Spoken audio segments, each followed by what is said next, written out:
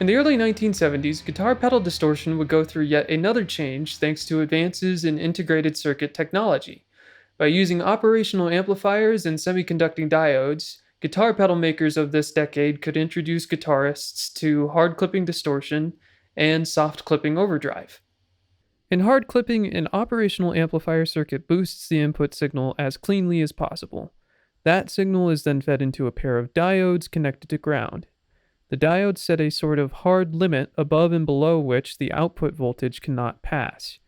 In between these limits, the circuit amplifies normally without distortion. But as soon as these limits are passed, the diodes abruptly start to conduct, shorting the circuit to ground and clipping the output waveform to a constant voltage level. Hence the name hard clipping. There is some contention as to who first used this type of circuit to make a distortion pedal. In the US, MXR released the Distortion Plus. Around the same time in the UK, Dan Armstrong released the Blue Clipper. Both use very similar circuit designs, but neither company has the documentation to prove who truly had the idea first. Suffice to say, both the Distortion Plus and the Blue Clipper served as the base topology for many hard clipping circuits to come.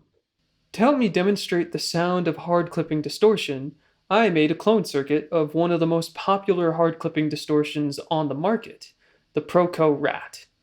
The Rat differentiates itself from the Distortion Plus and Blue Clipper by using a tone circuit and a slightly different operational amplifier, but the core elements of its hard clipping sound are the same.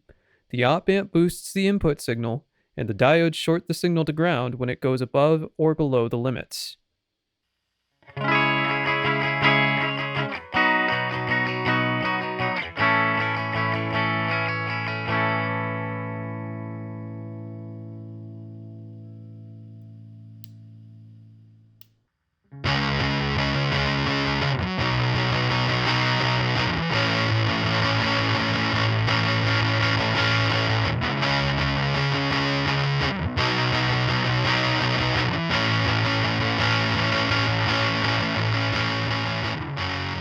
Using different types of diodes effectively changes the voltage level at which the waveform is clipped, and therefore changes the distortion's character. For example, I can replace the silicone diodes in this rat circuit with LEDs, which typically have higher forward voltages.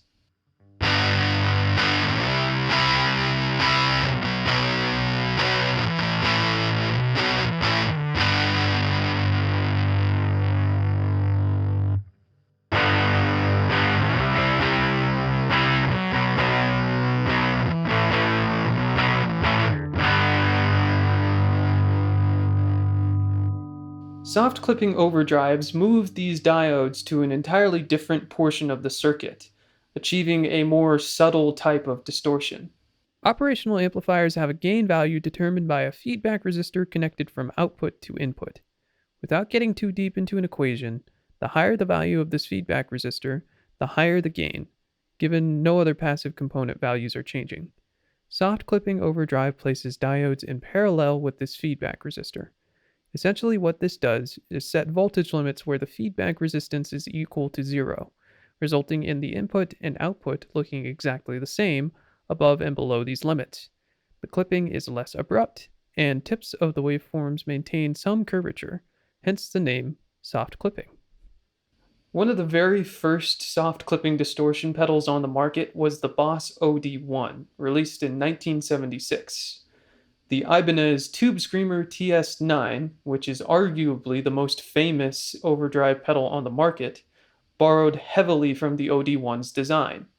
In order to help me demonstrate soft clipping distortion, I've made an Ibanez Tube Screamer clone circuit on this breadboard here.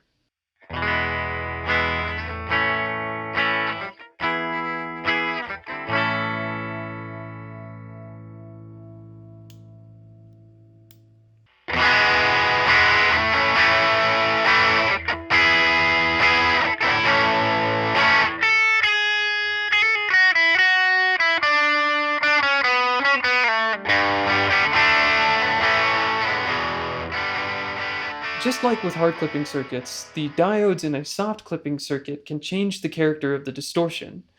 You can even mix and match different diodes with different forward voltages in order to get asymmetrical clipping.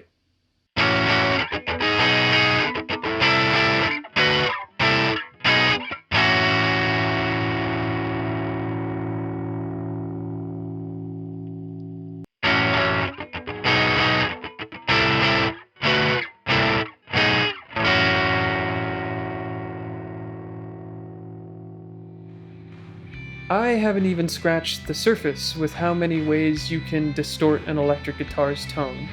But this exploration of soft clipping, hard clipping, and fuzz has given you a good foundation. I encourage you to experiment with a bunch of different distortion pedals going forward, and if you feel curious enough, maybe look up some schematics online and try building some of your own. Either way, I hope that you use this information to make music that really speaks to you.